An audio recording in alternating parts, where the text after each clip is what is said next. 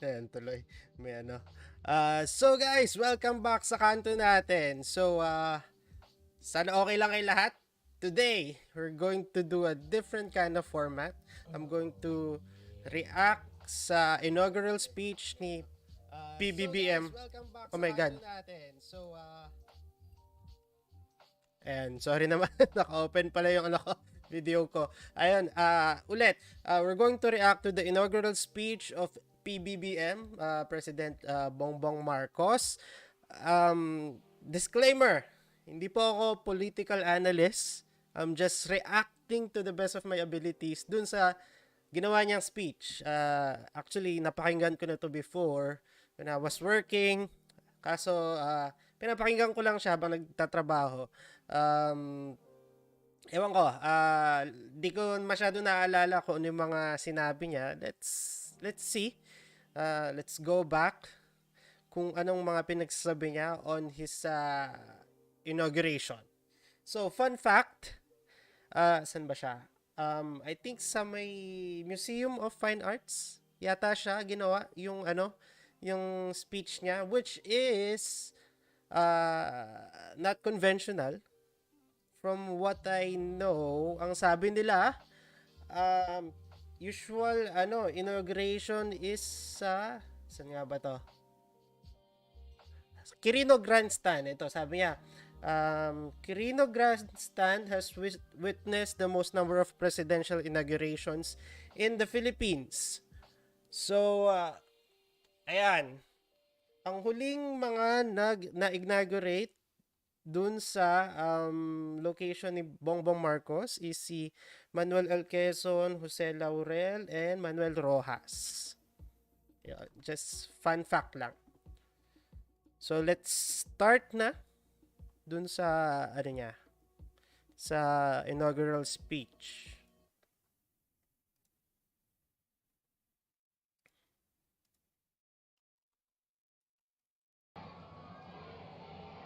Ayan. His Excellency David Hurley, Governor General of Australia, and First Lady Linda Hurley, Their Excellencies, Special Envoys, and Heads of Delegations, His Excellency, Most Reverend Charles John Brown, and the esteemed members of the Diplomatic Corps, Vice President Sara Duterte,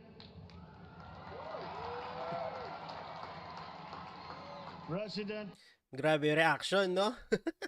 Sabi nila, kung humabol daw si Sara ng presidente at nagkalaban sila ni Bongbong, sabi nila, baka daw si Sara ang president natin ngayon instead of PBBM. Ewan ko, yun ang sabi nila. So, let's Fidel continue. Ramos, President Joseph Ejercito Estrada, Ayon si Estrada. President Gloria Macapagal Arroyo. Wait. Andun daw si Ramos? Hindi ba siya parang nasa EDSA 1 nun dati?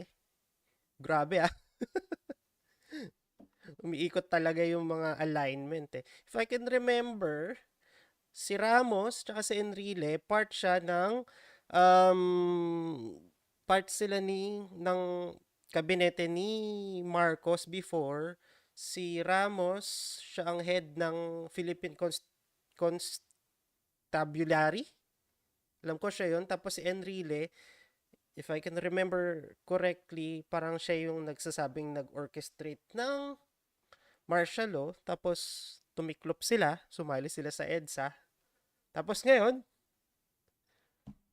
nasa inaugural speech ni PBBM. Nice.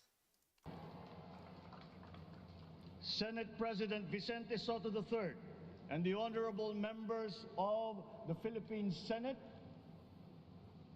House Speaker Lord Alan J. Velasco and the honorable members of the House of Representatives, Chief Justice Alexander Gesmundo and the honorable justices of the Supreme Court,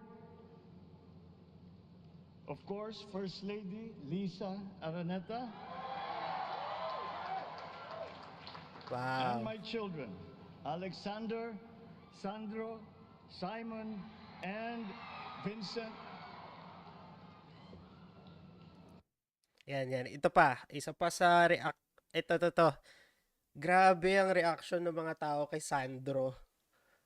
Feeling ko siya yung magiging next political head ng Marcos. Kasi alam ko siya bang governor ng ano ngayon or something. Nasa political space na rin siya. Pero alam ko si Vincent wala siyang political aspirations eh. So, as young as Sandro is right now, grabe, na-start na siya sa politics. Ilang taon na ba si Sandro? I cannot proceed Ilang without taon, bossing? 28 na pala si Sandro. Okay, wow. House of Representatives. Ooh, okay. a special greeting, of course, to the former First Lady Imelda Romualdez Marcos. Grabe, oh. Back to Malacanang. Other distinguished guests, ladies and gentlemen, my friends, ang aking minamahal na mga kababayan, magandang tanghali po sa inyong lahat. This is a historic moment for us all. I feel it deep within me. You, the people, have spoken, and it is resounding. When my call for unity started to resonate with you, it did so because it echoed your yearnings, mirrored your sentiments, and expressed your hopes for family, for country, and for a better future. That is why it reverberated and amplified as it did, to deliver the biggest electoral mandate in the history of Philippine democracy.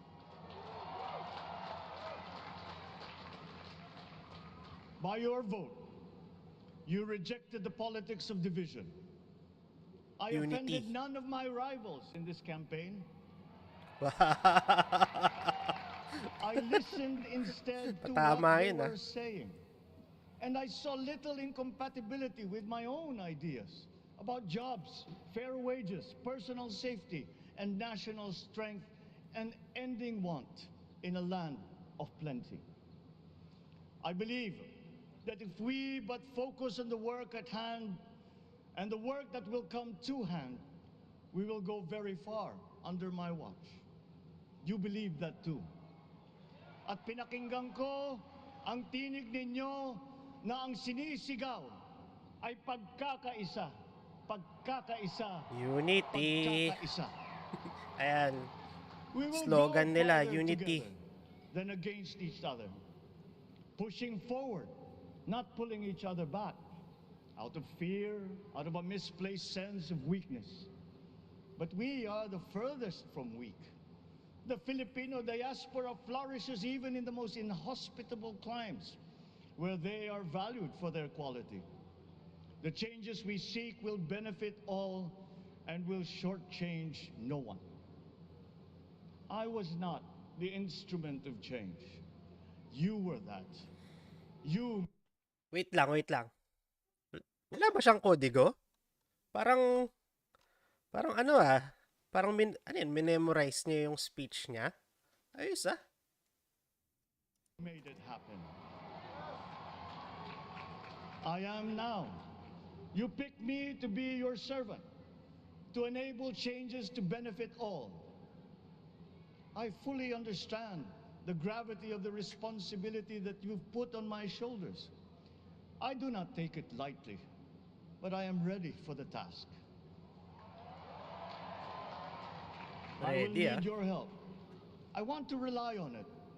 But rest assured, I do not predicate success on the wide cooperation that's needed.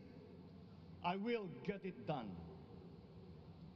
I once knew a man who saw what little had been achieved since independence in a land of people with the greatest potential for achievement. And yet, they were poor. But he got it done. Sometimes with the needed support, sometimes without. So will it be with his son.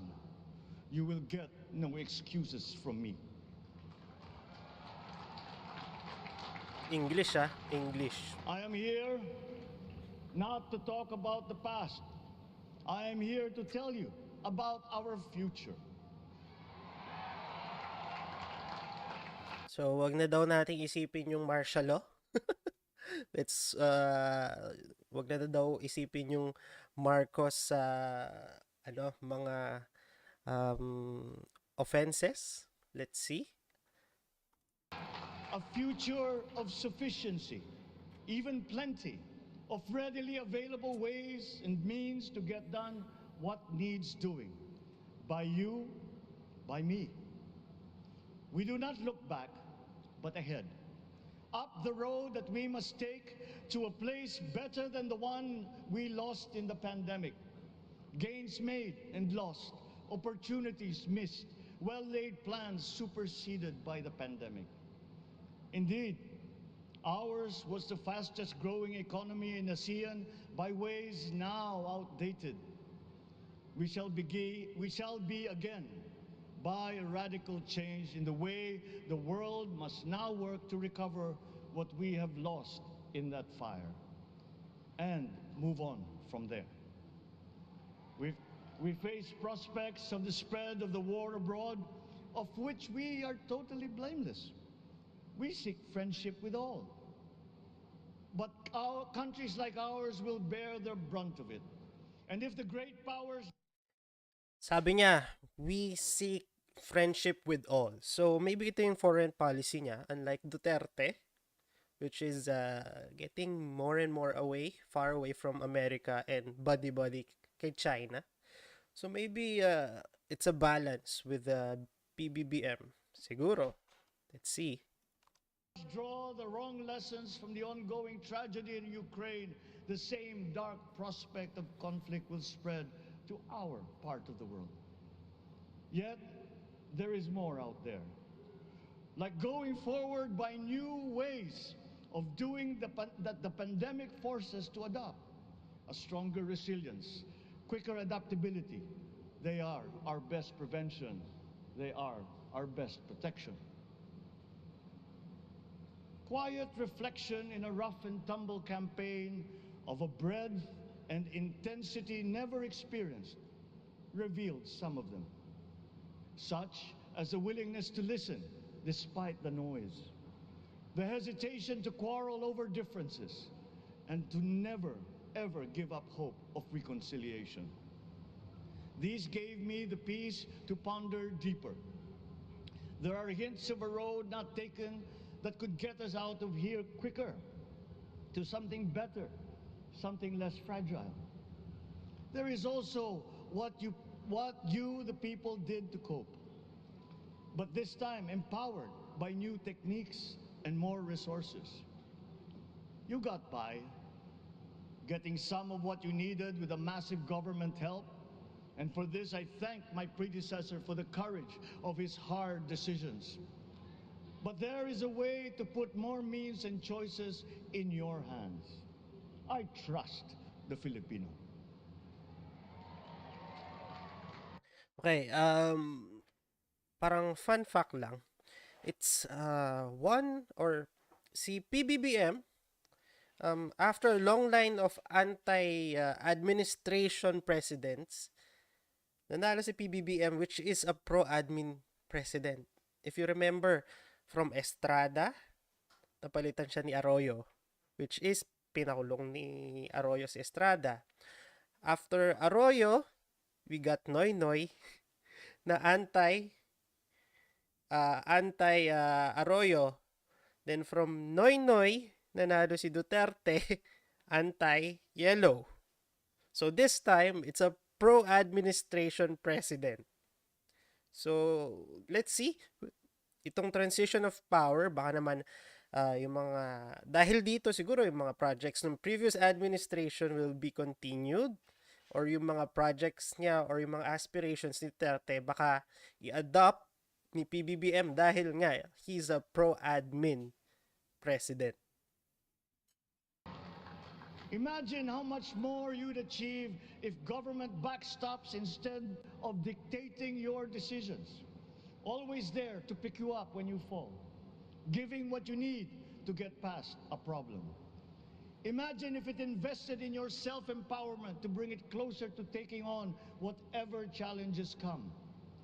Imagine a country that, in almost every sense, is you. Now imagine what you and government can achieve together. We did it in the pandemic. We will do it again. You and government But can again, achieve I will unity. not predicate my promise to you on your cooperation. You have your own lives to live, your work to do, and there too I will help. Government will get as much done alone without requiring more from you. That is what government and public officials are for. No excuses, just deliver. It Eh, was like that once upon a time. Once upon a time, ayan na. I did not talk much in this campaign. I did not bother to think of rebutting my rivals. Instead, I searched for promising approaches better than the usual solutions. I listened to you. I did not lecture you who has the biggest stake in our success. And the forthcoming State of the Nation will tell you exactly how we shall get this done. In this fresh Eto, eto, chapter eto. of our history, Ito gusto ko dun sa, naalala ko kasi napanood ko na siya before. Sabi niya, the upcoming State of the Nation, i-explain niya kung paano niya gagawin yung mga pinagsasabi niya ngayon ng mga promises niya. So I think that is good, no? Instead of just promising, he will lay down the road or he will tell us how it's gonna be done. So far, so good for me. I extend my hand to all Filipinos. Come, let us put our shoulders to the wheel and give that wheel a faster turn to repair and to rebuild and to address challenges in new ways to provide what all Filipinos need to be all that we can. We are here to repair a house divided, to make it whole, and to stand strong again in the Bayanihan way, expressive of our nature as Filipinos. We Bayanihan, shall unity. seek, not scorn dialogue. Listen respectfully to contrary views. Be open to suggestions coming from hard thinking and unsparing judgment. But Yon, isa pa, contra reviews. So, sana, may issue tayo with Rappler, right? Na pinapasaralin nila.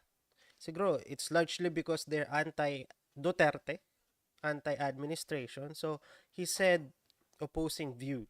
So, let's see kung anong gagawin niya sa Rappler. always from us, Filipinos. We can trust no one else when it comes to what is best for us. Past history has often proven that. Solutions from outside divided us. None deepened our understanding. They were always at our expense. Never forget, we are Filipinos. One nation, one republic, indivisible. We resisted and never failed to defeat foreign attempts to break up our country in my father's watch. His strongest critics have conceded that. So let us all be part of the solution that we choose. In that lies the power to get it done. Always be open to differing views, but ever united in our chosen goal. Never hesitating to change it, should it prove wanting. That is how agile, resilient republics are made. Our future we decide today. Yesterday cannot make that decision anymore, nor can tomorrow delay it. The sooner we start, the surer and quicker the prospect of achieving our future. These are troubling times. What's happening to others can happen to us, but it will not. We see what's happening. We are witness to how it is being stopped, and we have seen the glory that crowns struggle against all odds. Giving up is not an option.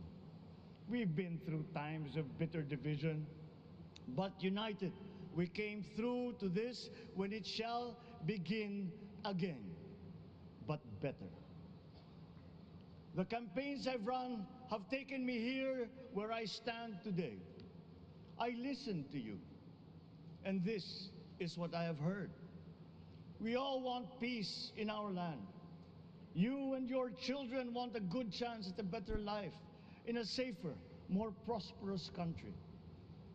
All that is within reach of a hard-working, warm, and giving race. Your dreams are mine. Pangarap nyo ay pangarap Naano ko to. ko. Okay. How can we make them come true? How can we do it together?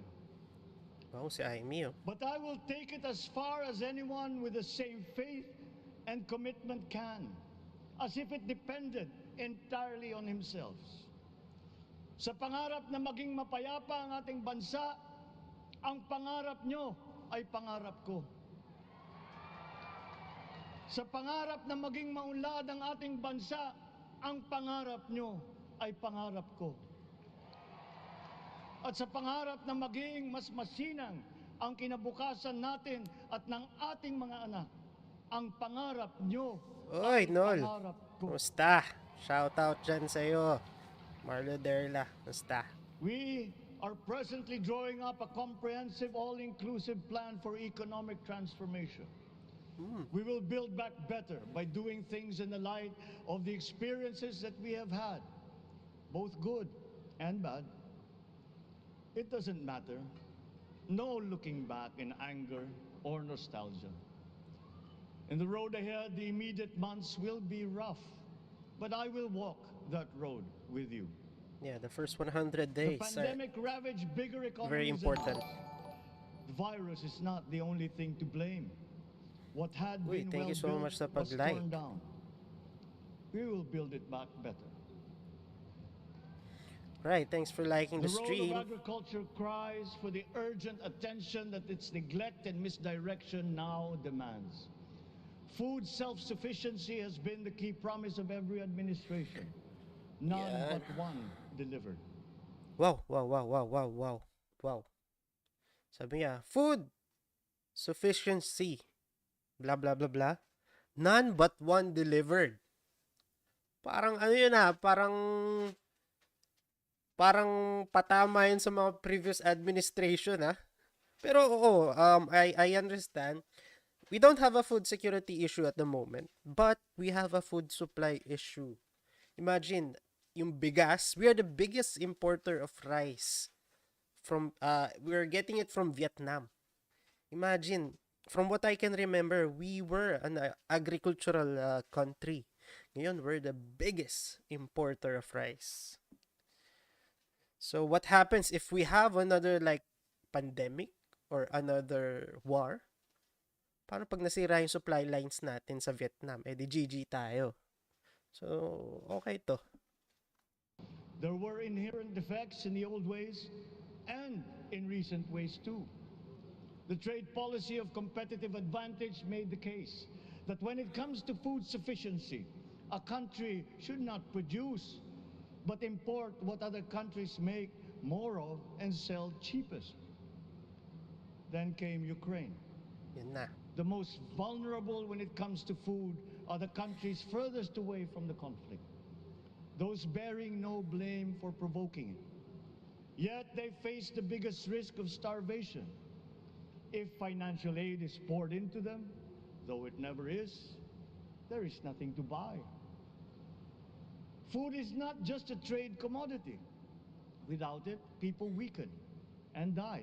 Malaki yung concern niya sa food Societies come supply. apart. It is more than a livelihood. It is an existential imperative and a moral one. An agriculture damaged and diminished by unfair competition will have a harder time or will have no prospects at all of recovering. The most Food vulnerable are those sufficiency must get the farthest from the preferential conflict. treatment the richest free trade countries Tama. always gave their agricultural sectors. Actually, not really. Their policy boils down to don't do as we do. Do what we tell you to. I am giving that policy the most serious thought if it doesn't change or make more allowances for emergencies with long-term effects. There is a parallel problem in our energy supply. Sufficient fossil fuel-free Energy. technology for whole economies has yet to be invented. And it is not seriously tried by rich countries. Again, consider the response of the richest countries to the war in Ukraine. But surely, a free world awash with oil can assure supplies. Or we will find a way. We are not far from oil and gas reserves that have already been developed. Ibig sabihin niya dito, um, you're not far from oil reserves which has been developed. Hindi ko gets masyado. Pero, is he saying like, we'll have our own energy, parang pagkukuhanan, but we're still having issues with the West Philippine Sea with China, right? Alam ko, doon ang parang prospect na maraming fossil fuels. So, interesting tong energy issue na sinasabi niya. What we teach in our schools, the materials used must be rethought. I am not talking about history. I'm talking Okay. about the basics, the sciences, sharpening theoretical aptitude and imparting vocational skills, such as in the German example, German. alongside the national language, with equal emphasis and facility in a global language, which we had and lost. Let us give OFWs all the advantages we can for them to survive. Yun nga, ang issue natin with the education is we have the K to 12, right? Pero once the kids nowadays graduate from K to 12, the companies are still asking for the college diploma, which ang sabi nila dati na hindi na dapat hihingiin ng mga companies yon once you graduate K to 12. So he also parang sinabi niya rin na alongside parang sa language natin, parang ganun. So parang sinasabi niya maging within the basta may sinabi siya regarding sa ano natin, sa education na dapat parang Filipino siya with emphasis on parang foreign something ganun. Ba yan? I'll go back later. And to thrive. Our teachers from elementary up are heroes fighting ignorance with poor paper weapons. We are condemning the future of our race to menial Ayan, occupation. Di ba binigay yung education secretary kay Sarah? But if I can remember, iba ang post na promise sa kanya. More on the military side, if I can remember correctly. So it's a far cry from what was initially promised. So let's see.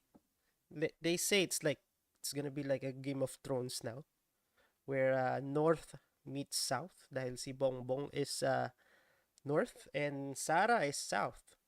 So we'll see if what happens.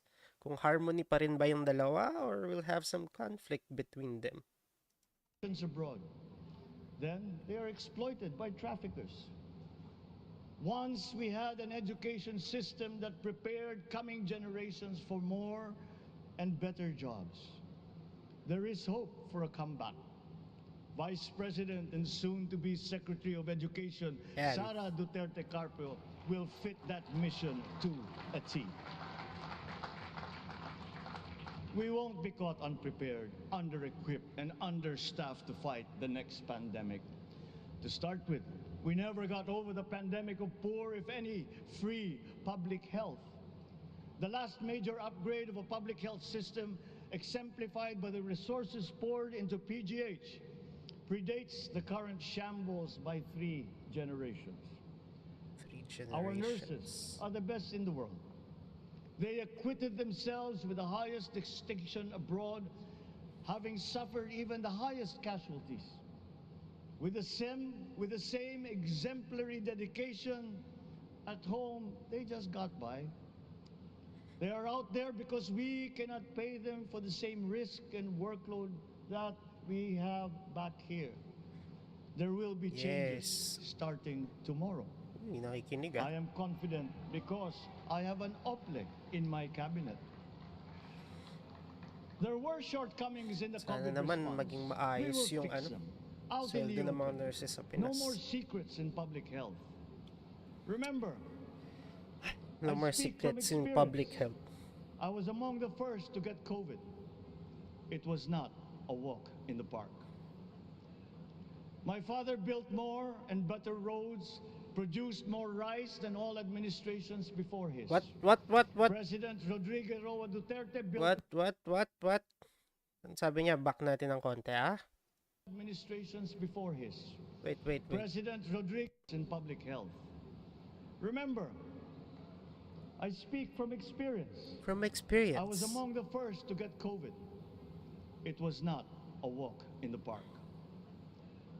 My father built more and better roads, produced more rice than all administrations before his. Malamang, your father ruled for 20 plus years.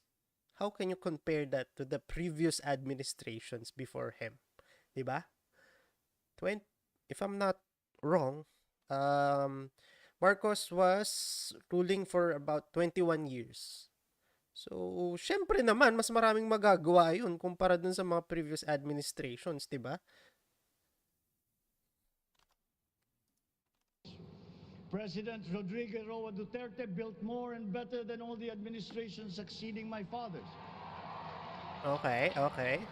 Much Praise has yun been para built, sa Duterte. and so well, that the economic dogma of dispersing industry to develop the least likely places has been upturned.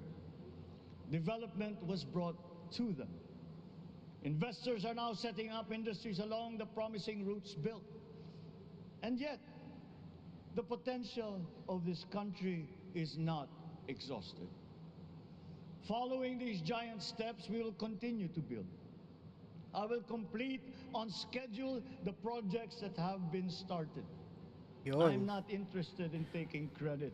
He will continue I want to build on success the build. that's already happening. We will be presenting the public with a comprehensive infrastructure plan. 6 years could be just about enough time. No part of our country will be neglected. Progress will Sana be made naman, wag lang wherever Manila. there are Filipinos, so no investment is wasted.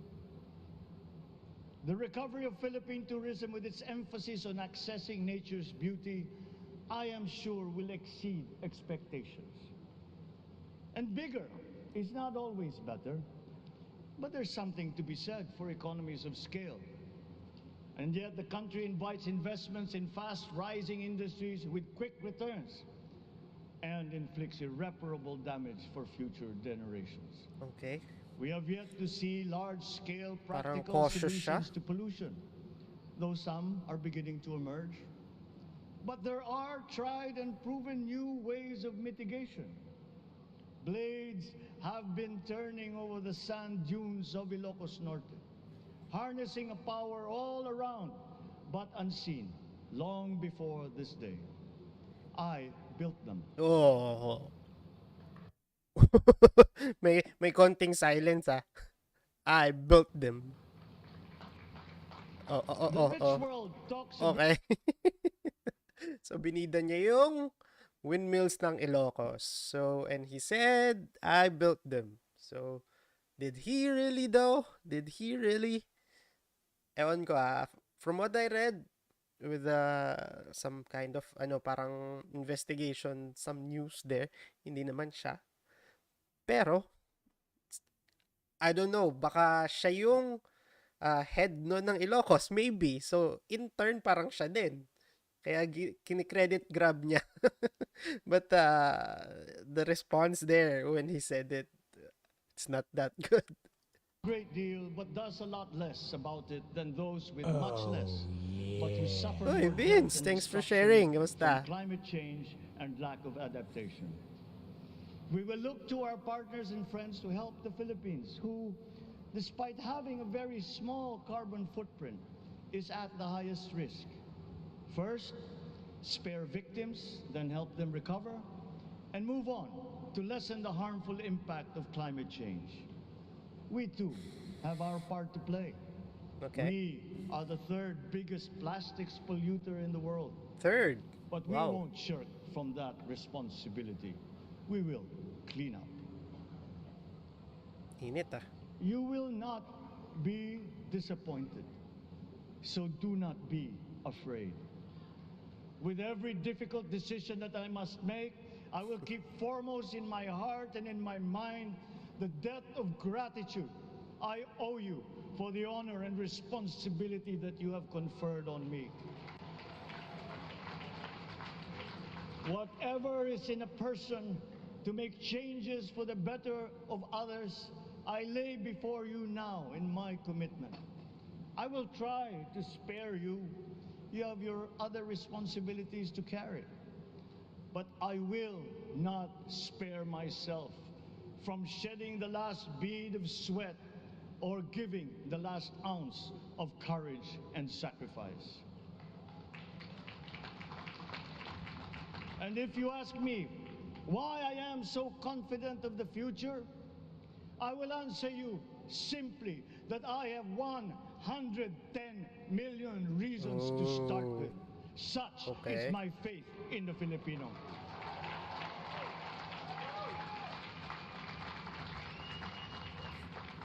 Believe, have hope. The sun also rises like it did today and as it will tomorrow. And as surely as that, we will achieve the country all Filipinos deserve. God bless the Philippines. God bless our work. Maraming salamat po sa inyong lahat. Mabuhay ang Pilipinas. Magandang tanghali po.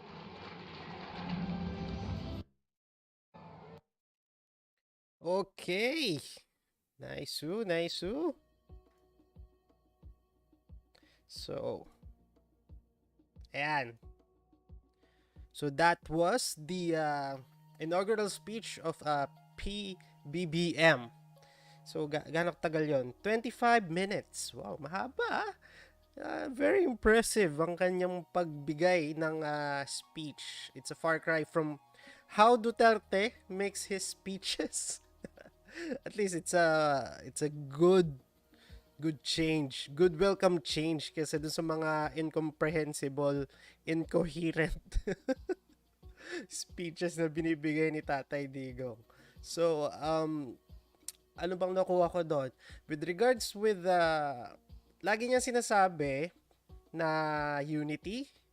With regards with other countries, parang neutral siya. He's not saying he's gonna go from America to China. Hindi niya rin sinasabi na alis siya ng China. So, I think very neutral yung ginawa niyang speech. May mga jabs din siya para sa mga previous presidents. Yun regarding dun sa food issue. Tapos binida niya rin yung windmills niya sa Ilocos, which ewan ko kung siya talaga yung gumawa nun kung siya yung nag-head nun, pero I honestly don't think so. I saw some comments na hindi daw siya yung gumawa nun, and sabi niya, the first lie niya daw as a Philippine president. So, let's see. Honestly, for me, hindi siya yung first president ko or first pick sa presidency, but we're a democracy, no? People, I can see there were like some ano tawag dito, may demonstrations sa US, sa ibang bansa regarding sa kanya, which is sabi, ibalik ang demokrasya. Like, what the hell are you talking about? What the hell are you talking about? We just had the elections, and that is like the most highest expression of democracy that you can do. Highest expression ng demokrasya. Yes, I don't think that it's like the best thing.